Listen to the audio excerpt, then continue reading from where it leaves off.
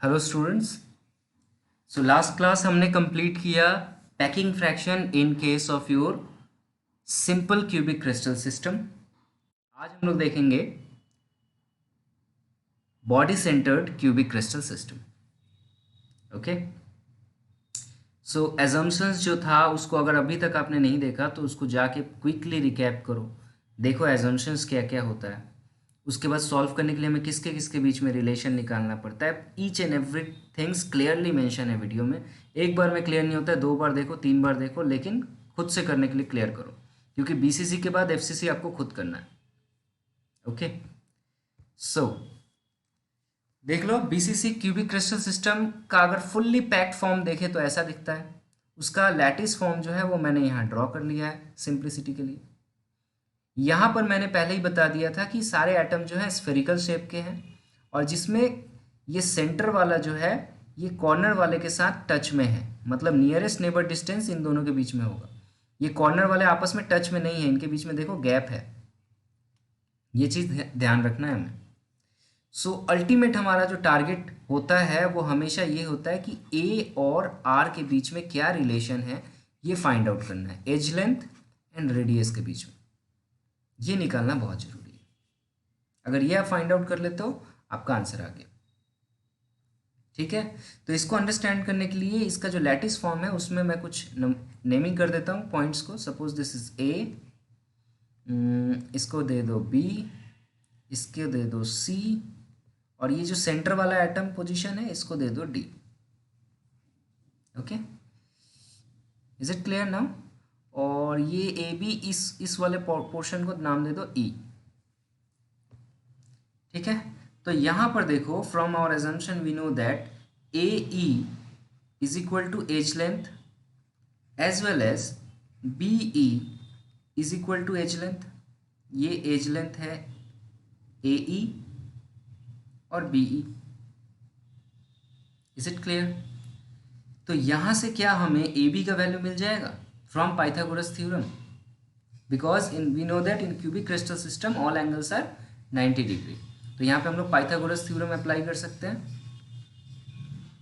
A B square is equal to A E square plus B E square.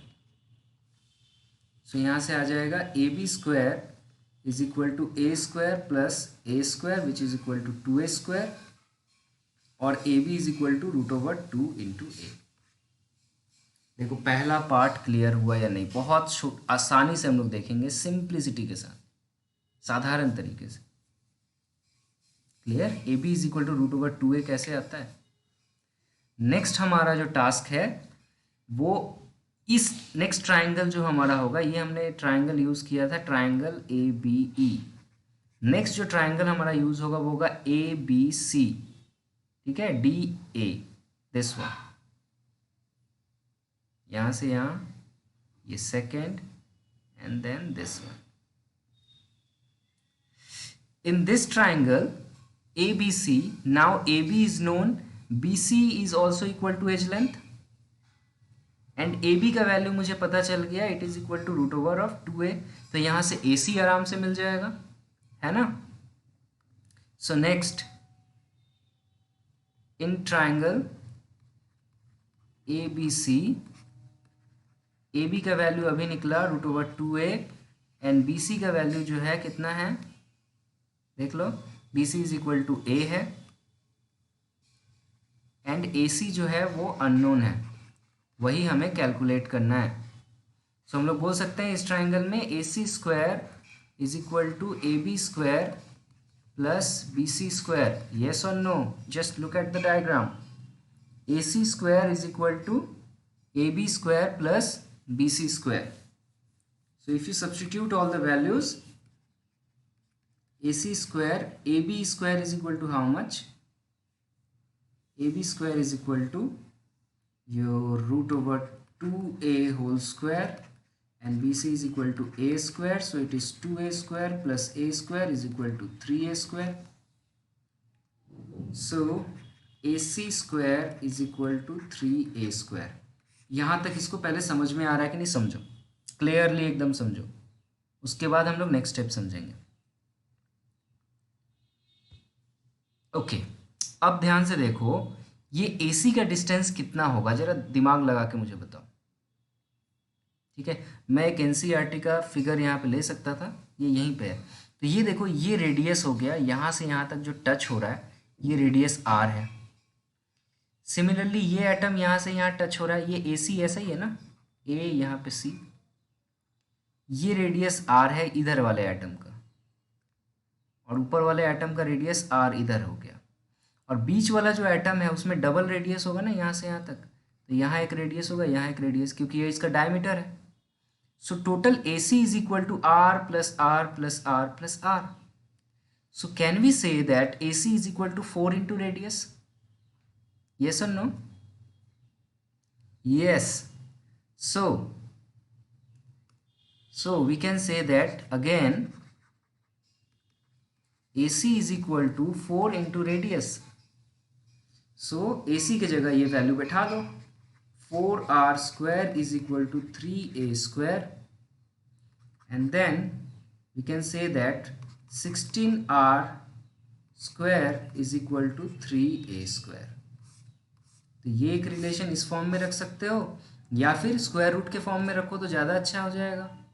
ठीक है, तो square root के form में कैसे रख सकते हैं इसको, रीराइट कर रहा हूँ मैं, 4R square is equal to 3A square, taking square root both side, so it is 4R is equal to root over 3A, और हमें क्या चाहिए, A और R के बीच में रिलेशन ही तो चाहिए। सो A is equal to 4/√3 into R। यही हमारा मेन टास्क था जो मिल गया, A is equal to 4/√3 into R। Okay, so A और R के बीच में रिलेशन मिल गया। अब हमें जस्ट क्या करना है, वॉल्यूम ऑफ यूनिट सेल निकालना है, effective number of volume of unit cell निकालना है, एंड डिवाइड कर देना है फॉर्मूला से। सो हमें पता है in BCC effective number of atoms per unit cell is equal to 2 होता है। So volume of effective numbers of atoms is equal to 2 into atom का वॉल्यूम 4/3 πr³, क्योंकि हमने एज्यूम कर लिया है कि ये स्फीयर होता है। सेकेंड हमारा क्या होगा, वॉल्यूम ऑफ यूनिट सेल निकालना होगा, और ये A³ होगा हमेशा क्योंकि ये क्यूब है, और A और R के बीच में रिलेशन अगर आपने निकाल दिया है तो A का वैल्यू बिठा दो, 4/√3 इंटू R। सो 4/√3 इंटू R का होल क्यूब। ठीक है, अब हमें पैकिंग फ्रैक्शन निकालना है। सो पैकिंग फ्रैक्शन क्या होता है, इन दोनों का रेशियो, इसको x पकड़ो इसको y पकड़ो, so x/y is our packing fraction. Substitute the values, so ये हो जाएगा 8/3 πr³, और यहाँ पे ये हो जाएगा 4³/3√3 R³। अब आपको करना क्या है, जस्ट सिंपल कैलकुलेशन करिए इसका और आंसर निकालिए। ठीक है, तो इसका आंसर जो आना चाहिए वो मैंने पहले ही लिख दिया था, चेकआउट इसका आंसर 0.68 आ रहा है कि नहीं। ठीक है, so this is your calculation part, 0.68। So we can say in another word that percentage occupied is equal to 68%, and percentage empty कितना होगा, 32%। परसेंटेज वॉइड खाली कितना है, 32%, भरा हुआ कितना है, 68%। इवन सोचो इतने बड़े बड़े एटम्स हमने पकड़े हैं कि जो आपस में टच हो रहे हैं, फिर भी 68% ही ऑक्यूपाइड हो रहा है, बाकी सब वॉइड है। Clear? So this is your packing fraction in the case of BCC। Numerical जो आते हैं वो डायरेक्टली पैकिंग फ्रैक्शन पूछता है, या फिर ये रिलेशन से क्वेश्चंस पूछे जाते हैं, A और R के बीच में रिलेशन, तो इसको आपको याद रखना है। मैं बार बार बता रहा हूँ, in case of BCC A is equal to 4/√3 into R, याद रखना है इसको एकदम। In case of your simple cubic crystal system A is equal to 2R, इसको याद रखना है, और ये वैल्यू याद रखना है। अगर इसको याद नहीं रखोगे एग्ज़ाम में बड़ा प्रॉब्लम होगा। बहुत छोटी छोटी चीज़ें हैं, मैं एकदम क्लियरली मेंशन कर रहा हूँ जिसको याद रखना है। ठीक है, सो नेक्स्ट हम लोग नेक्स्ट लेक्चर में देखेंगे packing fraction of FCC. Till then आप लोग का ये होमवर्क है, इसको ट्राई करना और इसका आंसर चेकआउट करना है ये 0.74 आ रहा है या नहीं।